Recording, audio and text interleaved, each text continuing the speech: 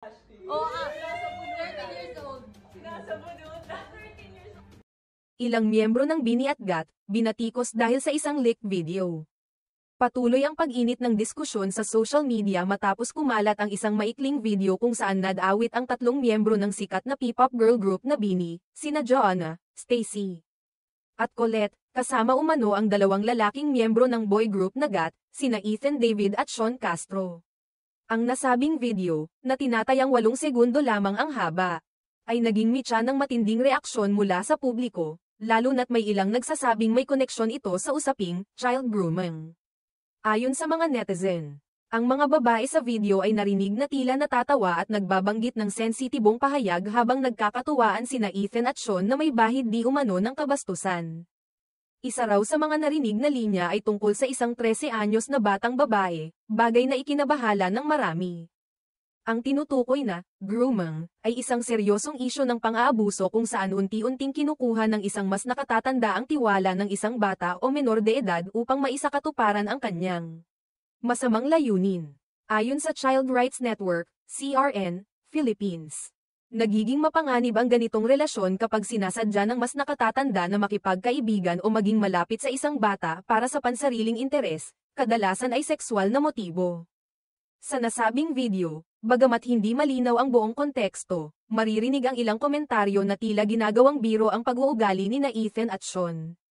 Isa raw sa mga sinambit ng mga babae ay, ganyan ginagawa niya kay Ashley, na ayon sa netizens, ay sinambit ni Stacy.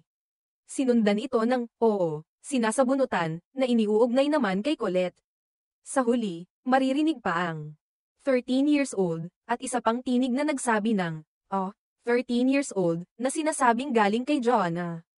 Bagamat isa lamang sa mga Bini member ang aktwal na makikitang nakaupo sa video, hindi pa rin nakaligtas ang tatlo sa matitinding puna ng publiko. Marami ang nagsasabi na hindi nararapat na gawing biro ang isyong may kinalaman sa kabataan at sekswalidad. Lalo na't kilala ang grupo bilang huwaran ng kabataan at may imahe ng pagtataguyod ng kababaihan. Gayunpaman, may ilan ding netizens na ipinanig ang kanilang suporta sa grupo. Ayon sa kanila, maaaring hindi pa kumpleto ang video o sadyang spliced ito, kaya't hindi patas na agad silang husgahan. Wala rin daw malinaw na indikasyon kung sinuportahan o kinontra ba ng mga babae ang nangyaring biro. Dagdag pa nila, kung may dapat ipaliwanag sa publiko, ito ay sina Ethan at Sean, na sila mismong gumawa ng akto at hindi naman ipinakita kung anong reaksyon talaga ng mga babae, komento lamang umano ang kanilang narinig. Hanggang sa ngayon, wala pang opisyal na pahayag mula kina Joanna, Stacy, Colette, o sa pamunuan ng Bini at ABS-CBN. Patuloy na hinihintay ng publiko ang kanilang paglilinaw sa issue.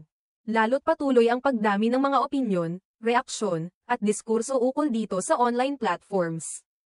Ang insidenteng ito ay nagpapakita kung gaano kabilis ang pagkalat ng impormasyon at opinyon sa social media.